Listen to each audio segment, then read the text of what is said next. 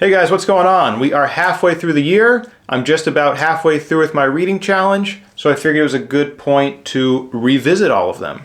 Starting with the worst book I've read so far this year, The Earth is Near by Ludek Pesek. It's about an expedition to Mars that goes poorly. They're trying to get to some destination where they traced a radio signal or a sign of water or something like that, and they get stopped by the dust. And then they get stopped by the dust. And then they get stopped by the dust. And as you can tell, it gets very formulaic, very boring. There's really nothing novel there. I was spurred along by the hope of some kind of extraterrestrial intervention, but spoilers, it never happens. So save yourself the time, don't read that one. Next up, we got The Buried Giant by Ishiguro. I read this as part of my fantasy video. I was trying to broaden my tastes. And it did have fantasy elements, but they were all kind of cliche tropes. It had dragons and knights and a plague upon the land. And it was using them to try and form this parable, which I think I understood. He might have been saying things that were going over my head. Because the book was kind of long, the book was kind of boring, the book was kind of uninteresting. But I think the biggest problem it had was that Never Let Me Go had my expectations all the way up here, and this book was very mid. So it was a case of a dashed hopes. Next up, we got Picnic at Hanging Rock by Joan Lindsay, the Australian classic, which is why I read it. I'm still not sure what this book was saying. There was a few comments explaining how many people get lost in the Australian bush and that they're never found. And their remains are never found, and it's this mysterious force to Australian people, and this book was just giving a maybe explanation and saying how a society reacts to this completely unsolvable mystery with obviously a lot of emotional ramifications. And I see that, and that's cool, but I don't live in Australia, so I didn't get that kind of cultural connection. I saw it as this somewhat bizarre, somewhat creepy account of how people deal with tragedy. And it was okay for that. It was kind of antiquated. It was kind of long-winded. I didn't really connect with any of the characters. I thought it was saying something about women. I was way off course. But I think this one will stick with me more than others. There's a very big difference between reviewing a book immediately after reading it and reviewing a book weeks after or months after or even years after. It really exposes how much nutritional value there is in a book. And there is definitely nutritional value in this one. How much, though, I'm not sure, and maybe I didn't ingest it the right way for it to properly synthesize. Anyways, next up, we got Lake Wobegon Days by Garrison Keillor. This one was hard to rank because I actually ended up listening to the audiobook because the printed form didn't really do anything for me. All the jokes kind of fell flat. I do remember, and I think I will remember, the story of the living flag, where all the citizens of this town were given a specific hat and had to stand in a certain spot so that they looked like a living flag, but they wanted to see the flag, not be the flag, which I thought was really clever. I thought that was near Vonnegut level of depth, at least perceived depth. But the other ones just read as these nostalgic slice of life stories or kind of dollar store Vonnegut ideas. Ultimately, I thought it was okay. And that's the other thing. I've liked almost every book I've read so far this year, which is a luxury. And again, it comes from all the recommendations I'm getting from you guys. So once again, thank you. Really, the books that I truly didn't like were probably the first two there. Maybe even just The Earth is Near was the only book I didn't like. All these others I liked. Which is, I'm glad I'm saying this right before The Dying Earth by Jack Vance. I liked this book. It was kind of generic fantasy. I don't know how much this is going to stick with me. There was some nice world building, but there was also a lot of just very multisyllabic words and quests for artifacts of certain people. I did get into the world. I did start smoking Kent cigarettes. It was hyped up a bit. And it didn't live up to the hype for me. I don't know if you need to be a little more founded in fantasy. And I'm trying to pick some particular details that I remember from The Dying Earth. The ending. I did like the ending, but it's the very end, so I'm not going to spoil that. So I think I will have a few pieces of that stick in my brain. Next up, we got The Pearl by John Steinbeck. This is the story of a poor family in Mexico who makes their living off diving for pearls.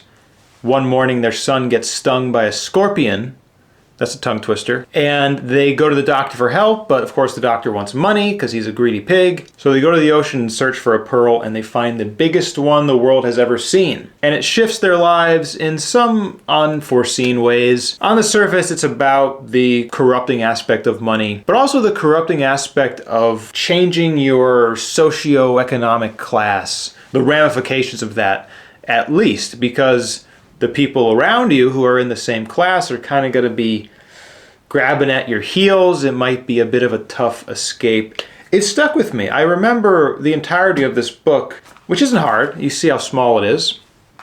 But this was one I read a while ago at the beginning of the channel. Next up, we got Death of a Salesman by Arthur Miller. I actually didn't review this one. It didn't really fit in any of the categories I had created, and I read it in like a day, so it didn't feel earned exactly.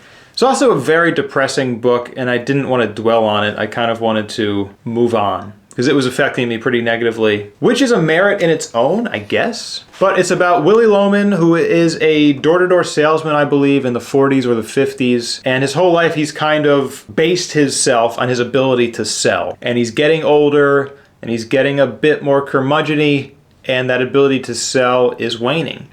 And with it, his entire life is waning, because that's what he's based himself off. That's where all the meaning in his life comes from, his ability to sell, which is sad in itself. And we watch this guy who's kind of been duped. You know, he's the ultimate victim. He was duped into thinking that this is something worth anything, the ability to sell, the ability to manipulate. And we watch his sons turn on him. We watch his wife doesn't turn. His wife is much of a victim too. It's coming back to me. It really hit me in a way. Like, normally a book can be depressing and I can dwell in it and I can see why and maybe make some adjustments up there to avoid whatever this depressing aspect is. But this one just weighed on my chest. My first outdoor reading vlog I did because I was like, I just read this book. I want to get out there. I want to cleanse my mind. But still, it stuck with me, even despite my best efforts. It's a good book. It's a great book for it to have done this to me, but I kind of want it to die in the bottom of this list, if I'm being honest. Okay, next up we got Artemis by Andy Weir. Let's get something light in here. And this is that exactly. And it knows what it is. I know a lot of people don't like Andy Weir. He is kind of basic. It is kind of dull, but he knows that this is being read for entertainment purposes. It doesn't try to get too deep.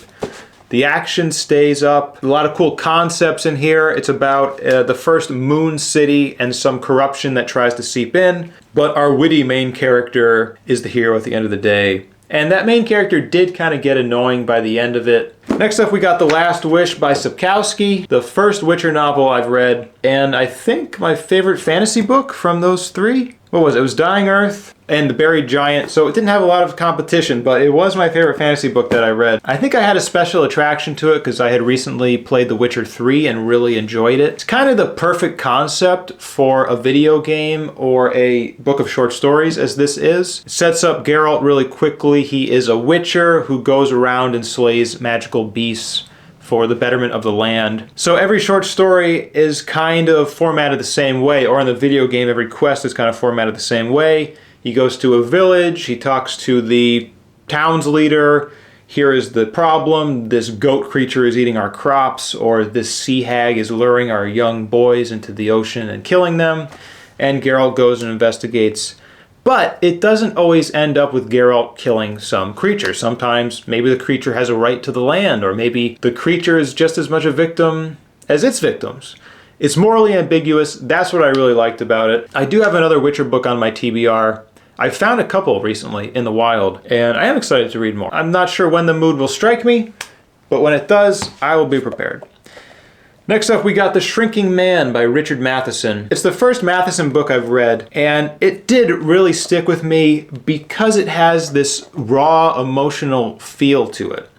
It's about, as you may have guessed, a shrinking man. One day he realizes that he's getting shorter, a couple inches a week or something like that, and he sees the full ramifications of this. It will destroy his marriage. It will destroy his manlyhood. It will destroy his ability to parent his children. But his wife tries to deny this. She says it's salvageable, we'll figure it out. But he's like, no, we can't. How could we possibly do this?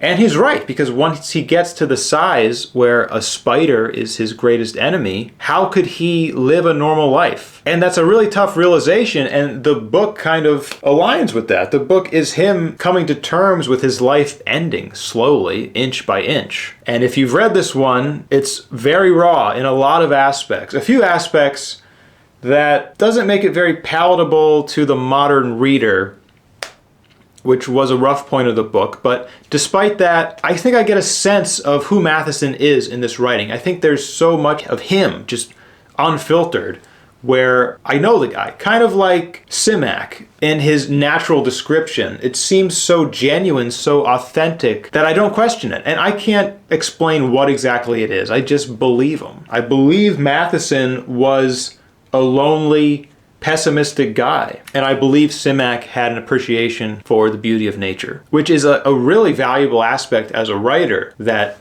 pure, unquestioned authenticity that somehow in the subtext of the book you deliver. Explaining this one, I wish it was higher up on the list, actually. But I'm going to do another one of these at the end of the year, 52 books ranked. So we'll see which ones shift, which ones improve over time, and which ones go down over time. Next up, we got Parable of the Sower by Octavia Butler. This is about a future dystopia, American dystopia, where climate change and economic crisis has plunged the world into chaos, and resource scarcity has kind of put everyone on each other's throats. The main character lives in this gated community, and she has this issue where she feels when other people are in pain. It's called like hyper-empathy, I think. So if someone gets shot, then she feels like she gets shot. And in this world where the people are grabbing at every ankle they can find, hyper-empathy is a bit of a liability. So it's about her going through this dark world and trying to keep her optimism and her bright demeanor.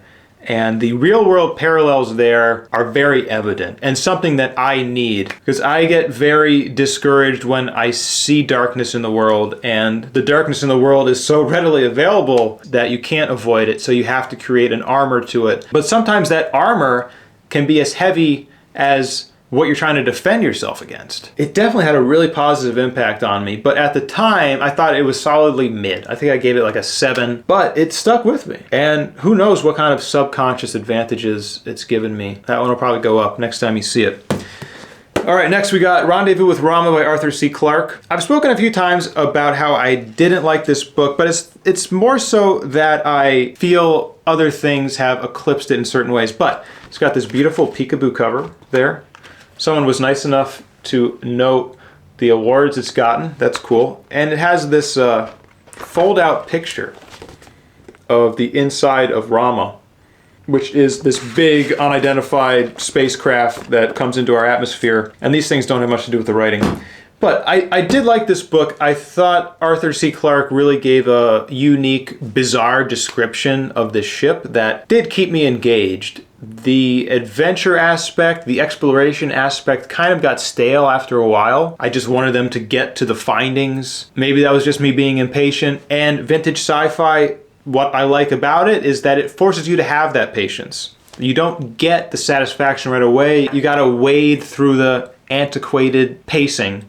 And I say antiquated pacing, more reasonably paced story that has a build-up and a payoff, and it's not just these payoffs sliced into the whole thing. I appreciate that. I think that helps me be a happier person. So thank you for that, Arthur C. Clarke.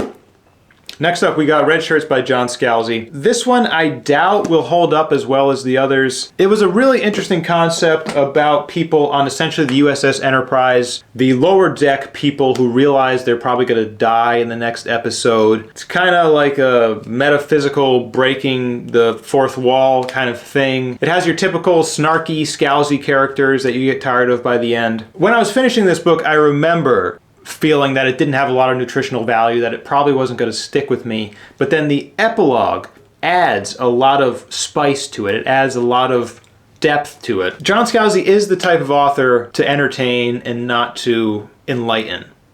Maybe that's a little too harsh. It was an entertaining novel. It did that really well. Better than Artemis, because it's higher up on the list than Artemis. But I don't know. It's like an episode of Star Trek. How many Star Trek episodes do you think have nutritional value?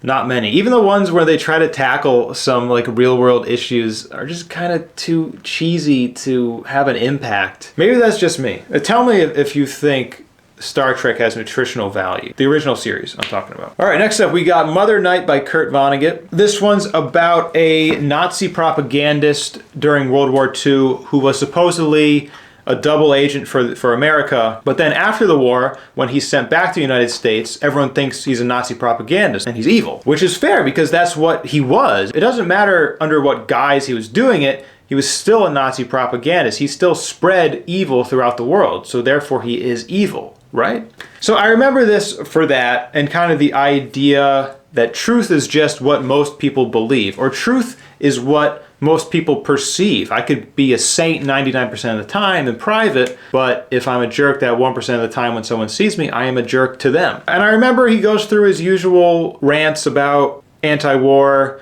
about tribalism, but I thought that he did those better in other books. I do remember the plotline of this one pretty well. Vonnegut usually sticks with me, but in a weird way, because a lot of times his plot lines are irrelevant.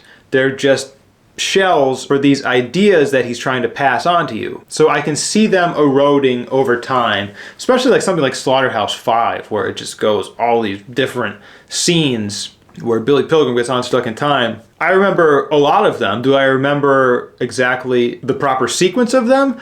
No, but that's kind of the point, right? Because he gets unstuck in time. Interesting. All right, next up we got City by Simak. I reviewed this one recently. I thought it was a bit too scattered. I wish it was a little more cohesive. But it's a bunch of loosely connected short stories about the future of Earth. The first prediction he makes is the destruction of the city, and then he goes all the way to humans having to pass the evolutionary baton onto dogs, and what exactly we should be giving them for their best chance in the world. But actually, saying that, that's not quite true, because the book doesn't care about their best chance. The book cares about them being humane. Because the main message I got out of this was violence is never the answer.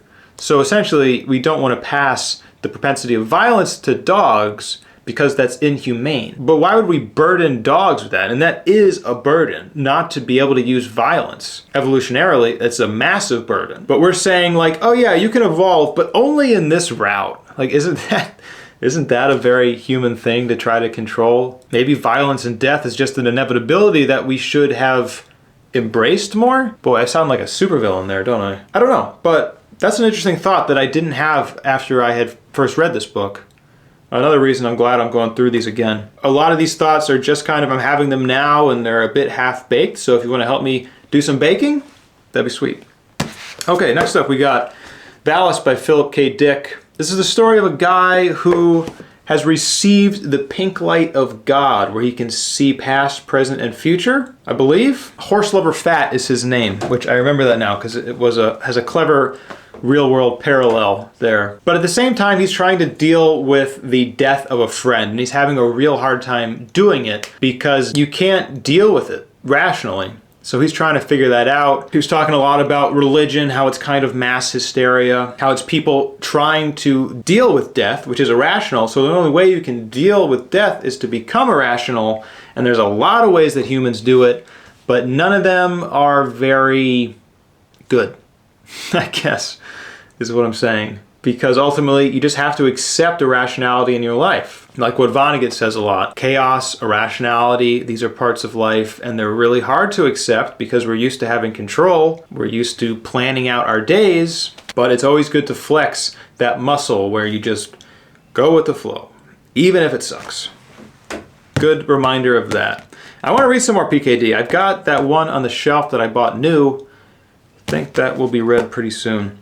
Speaking of Vonnegut, we got another one. God Bless You, Mr. Rosewater. This one's about the rich Rosewater family, specifically Elliot Rosewater, I think it is, who decides to use his money to go to some poor town in Illinois and help the people there. Which he accomplishes, maybe? I remember being a bit confused on this one, but thinking about it now, not referring to my notes or anything, and actually relating to some recent events in my life, it's about how much you can really help certain aspects.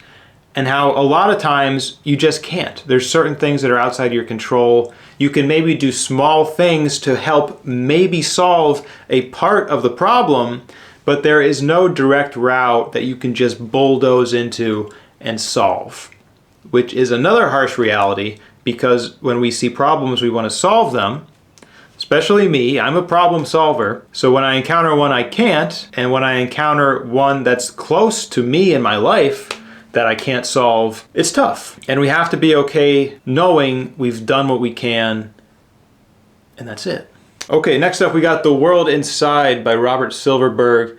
The first Silverberg novel I've read. I really enjoyed this one. It's got it all, really. It has a fast-paced, engaging storyline. It's saying some big picture stuff. It's got a pretty cool world he builds, and it's got a lot of sex, which does help commit it to memory, of course. Preying upon my primal impulses. I'll forgive you for that one, Silverberg. It's about a future dystopia where the world is overpopulated, so we build these enormous skyscrapers that are filled with people. What does he call them?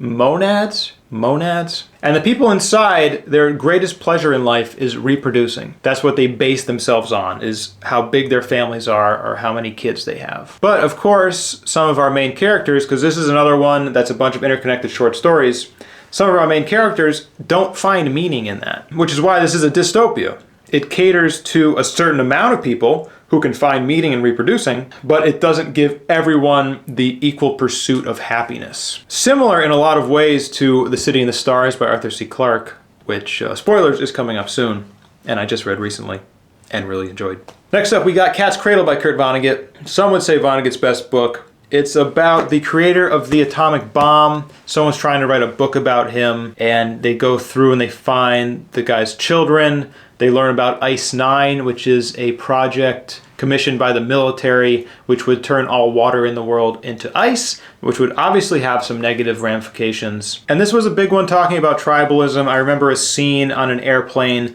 where a woman is so quick to say something about people from Iowa or something. Those people from Iowa, they have no idea how to bake a cake, something stupid like that. But the biggest takeaway for me, the one that'll probably stick with me, was the idea of a cat's cradle. The title of this book is something that an adult talks to a child about. You put the string through your fingers and you make a cat's cradle.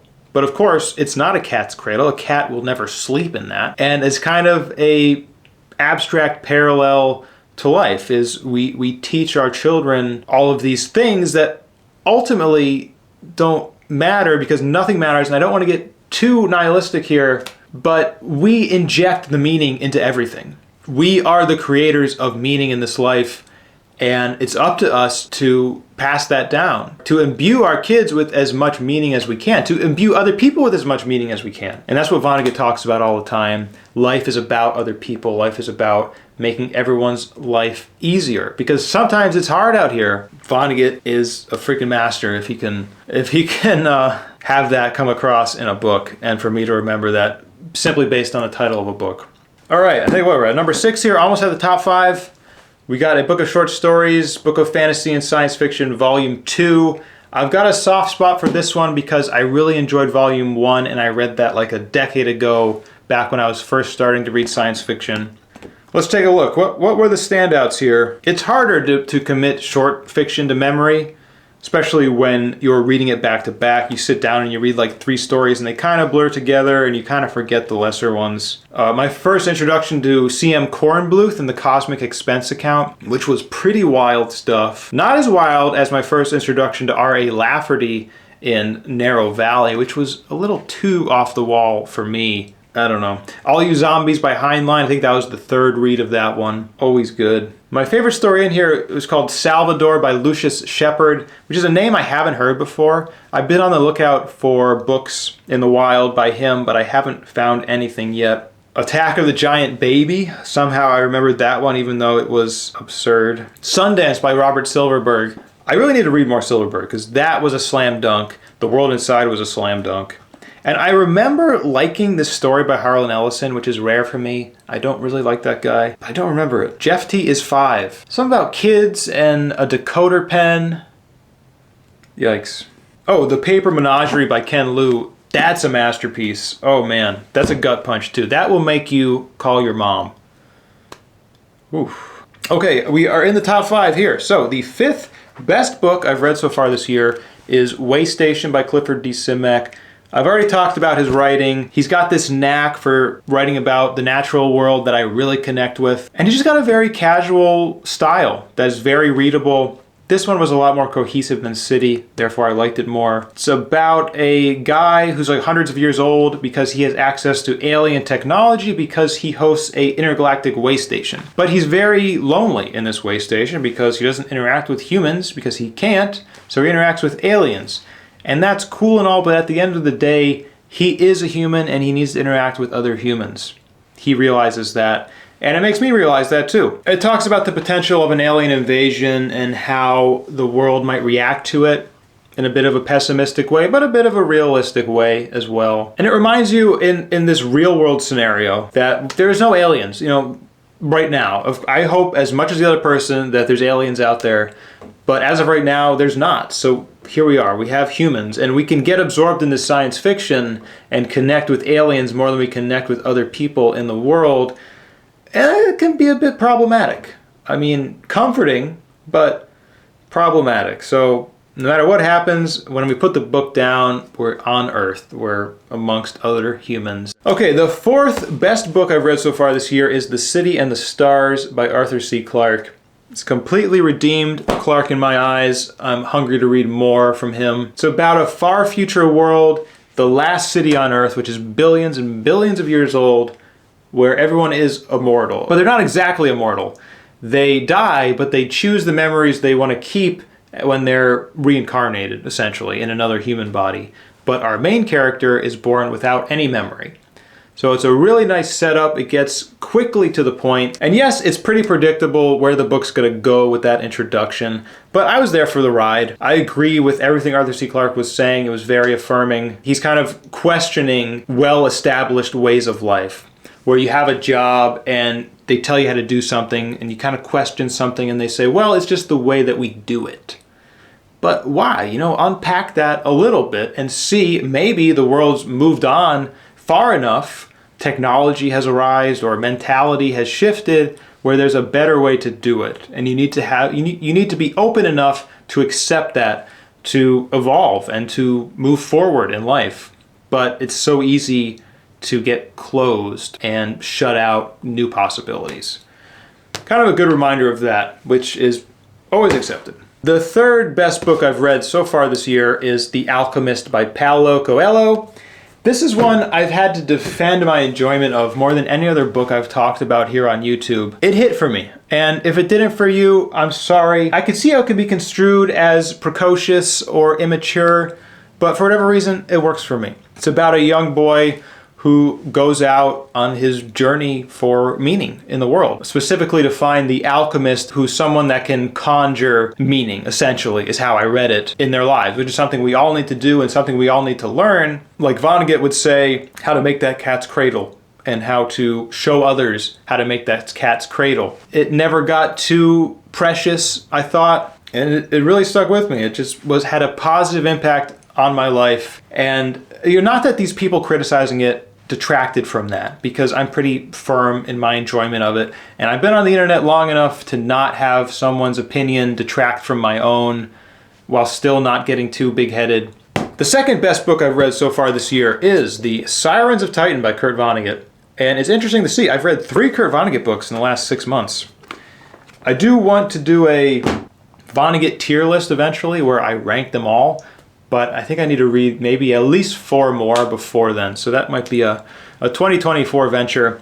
But The Sirens of Titan is about, it's about a lot. We follow the main character, Malachi Constant, whose name means messenger. So at the very beginning, it's kind of hinted that he is going to deliver the meaning of life to the world. But there's another character who went out and got sucked up in some kind of astronomical anomaly, like a black hole, and they got unstuck in time so they can see the full plane of the future and the past and where things are going to go. So they are trying to pull strings to make that the best it can be, in their opinion. So Malachi Constant is kind of thrown into a Martian invasion of Earth, and he's a central point of this made-up religion. He is just used by this other guy who thinks he's helping the world, but maybe he's not. And that was one of the big ideas here, and a direct quote from the book is that it's good to be used. The openness to be manipulated. And there's two ways you can be used, right? You can be used in a good way and you can be used in a bad way. But I think what he's saying is in order to be used at all, you need to be open to being used in both ways, which is really hard for me. And I wonder, in this modern age, when you interact with like 5 scammers a day, maybe, online and with phone calls, where you can't be completely open to the world like that because there are so many people that are trying to take advantage of you. Maybe I'm just being pessimistic, maybe I'm not being open enough to the world, but that is something to think about, where this book that was written in the 60s has a very different idea of what the world is as opposed to today. I'm not trying to discredit this. I think there's a lot of useful information there, but we have to filter it through our modern lens. And I don't think you can be completely open, but there's definitely room to be more open to manipulation in general while still having that filter to protect you from Nigerian princes and whatnot. I also remember the idea of chaos versus order, and how as humans we crave order and we want order in our lives, and to an extent we need order in our lives, but ultimately chaos will always have influence over us, and our world could change at any moment for any reason, and we have to be open to that, even though it's really hard. I think this is where I started going on that balance kick, the Taoism kick, where yes, you need order in your life, but you also need to be okay with chaos. And going back and forth between the two, because neither is absolute, and you need both. Best Vonnegut book I've read so far, maybe, but more to read, so hopefully not. Hopefully not the best Vonnegut book I will read. And the best book I've read so far this year is Never Cry Wolf by Farley Mowat. It's the story of a naturalist who's tasked with tracking the caribou population up in Canada. People are thinking that wolves are killing too many and messing with the ecosystem, and they drop him right in the middle of the tundra with some supplies, and he's told to figure it out. And that's what he tries to do. It's told with that same authentic, transparent writing style that I was talking about with Simak and Richard Matheson, where there's just some aspect I just believe that I know this guy through his writing. And the subject matter appeals to me entirely. I always had dreams of just disappearing into the woods, surviving just based on my own merit, my own instinct. This guy luckily encounters some locals who help him survive. I don't know if he would have otherwise. And he gets set up and he finds the wolves and he sees what's going on. And it's not what the people think, as you may have known. And it's what really got me started about the villainization of wolves in our culture and how it really is completely unfounded and completely widespread. If all of a sudden you start seeing every time a wolf is made the villain or some aspect of the conflict in a story, it's eye-opening. But this is also my wife's favorite book, so there's a bit of a bias there. I definitely enjoy being able to talk to her about it. And what she said, what made this her favorite book was seeing a very masculine man's emotional side, which is definitely true and is something that I appreciate as well, because it is scary, some of the scientific articles out there about how women become less attracted to a man once they see them cry. So I was wondering if anyone had other books like that have a first-hand account of a strong-willed man's softer side that she would enjoy. I always like to recommend her more books. But that's my favorite book. I recommend it to anybody. You don't have to have any kind of genre affiliation. It's just a great read. It's pretty short. It's informative. It's genuine. It's exciting. It's fast-paced. My wife loves it. What else more do you want? And that's what I got for you today. So, as always, thanks for watching. Subscribe if you haven't, and I'll see you next time. Bye-bye.